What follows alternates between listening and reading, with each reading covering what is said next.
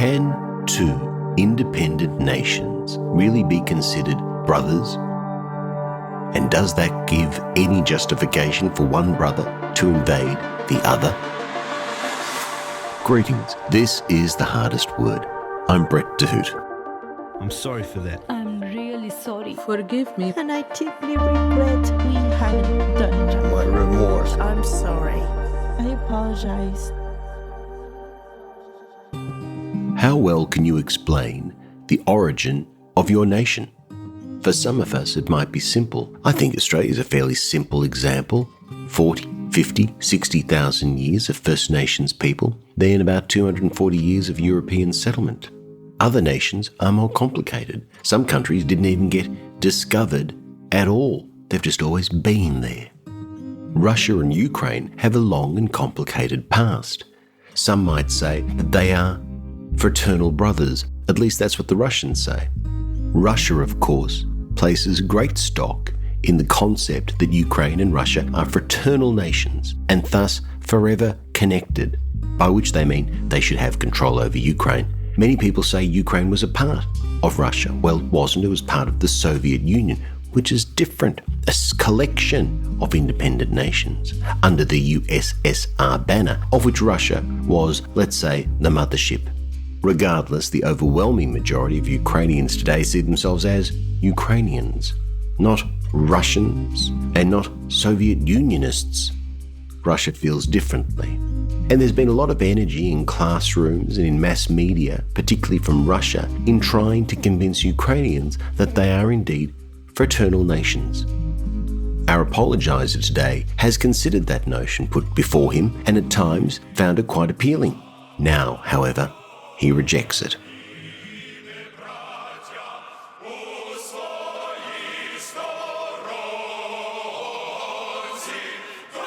Hello to everyone. My name is Ivan. I am a Ukrainian and I have lived in Ukraine all my life. I am the same age as my country.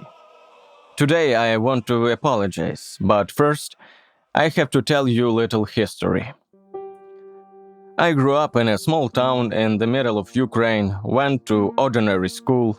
One of my favorite subjects was history. And it is in school that I get my very first knowledge about Ukrainian-Russian relationships. And if the period of the Russian Empire was covered more from a negative point of view, the period of the USSR was portrayed as having negative and positive moments. Also, we got to know, during the Soviet era, the myth of fraternal nations was created in the Kremlin cabinets, the essence of which was Russians, Ukrainians, and Belarusians are nation brothers. They have a common origin, and that the Russian nation is older brother who will take care of its younger brothers. The brothers should be together, then they will be strong and happy. The school history course ended roughly as follows. The unsustainability of the planned economy and centrifugal national processes led to the collapse of the USSR and the independence of the former republics. Now Russia, Ukraine, and Belarus are building their future as equal countries and members of the Commonwealth of Independent States organization. But as it turned out, the myth of the brotherhood continues to exist in Russia and even in some places in Ukraine. As the years passed, I grew up, and the more strange and inappropriate dimension of fraternal nations seemed to me. It seemed that the people who continued to believe this were still living in the past and could not accept the new reality. But the noise of Russian propaganda became more and more intrusive. From the indulgent, what other silly Ukrainians try to do? To build their own state? Enough fun, admit that you are not capable of statehood. Too aggressive, nationalism is growing in Ukraine, the Russian language is being oppressed, the genocide of Russian people to the delight of the West. How long will Russia tolerate this? That's how ridiculous and threatening Russia moved to the third stage, forgiveness. We will forget everything, just stay with us. Here is cheap gas, everything will be fine. The world is so dangerous. Ukrainians and Russians, we brothers. We must stick together. I heard this from media, politicians, and celebrities, and some of them truly believed in the nation brothers myth. Because if we reject the possibility of aggression and cohesion, then there is nothing wrong with the statement about fraternal peoples. But lately, Russia used this as an excuse to invade Ukraine. I am sad to admit this, but many Ukrainian politicians and oligarchs behind them, in their eagerness for profit for 23 years, have led us on the road of sweets that Russia has paved for Ukraine. Cheap energy from Russia, as they squeezed the last ruble from the Soviet legacy without need to invest in modernization or high-tech production. I remember in 2012, I often heard that in Russia salaries are bigger, their army is stronger, and the whole world fears and respects this great country. Until 2014, I myself sometimes doubted which path was better for Ukraine, the European or Eurasian future. I apologize for that. But then our neighbors, our brothers, stabbed us in the back with the annexation of Crimea and creating pseudo-republics in the Ukrainian Donbass. Saving the Russian-speaking population from genocide was their excuse. Here's what I will tell you. Until 2014, the Russian language could be easily heard even in the center of Lviv, the heart of Ukrainian nationalism. Everywhere in Ukraine, except in the west part, there was a stereotype that Ukrainian was the language of the village, and many abandoned Ukrainian when moving to the big city. And that speaking Ukrainian in a business conversation was considered vulgar. Most TV shows and books were in Russian. Murders, refugees, destroyed cities, and enmity between nations – that's what 2014 brought us. It hurts me to remember these events because I was an active participant. It's been 8 years and we're used to it, accustomed to the fact that in eastern Ukraine the conflict continues. However, Russia surprised us again. In addition to anger because of thousands of deaths, horrific destructions, and uncertainty about the future, I also feel sad and sorry.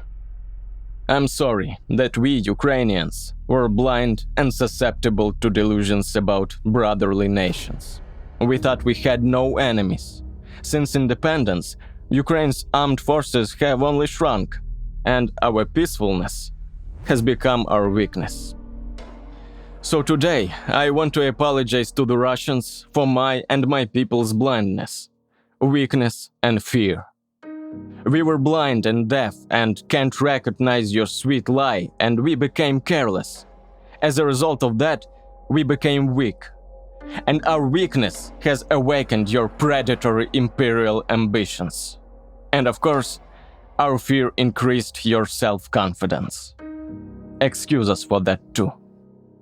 We knew that the balance of power was not in our favor, but now, after 15 days of war, we see a big, scary bear, more like a scarecrow.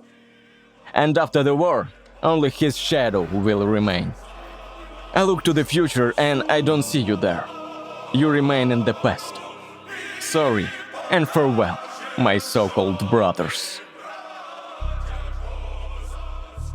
Now, Ivan, if you're listening, I think you're going to enjoy what I did the other night. I went on to Reddit. If you're not familiar with Reddit, it's like a series of message boards where people can talk about or discuss or share an interest in some very specific topics.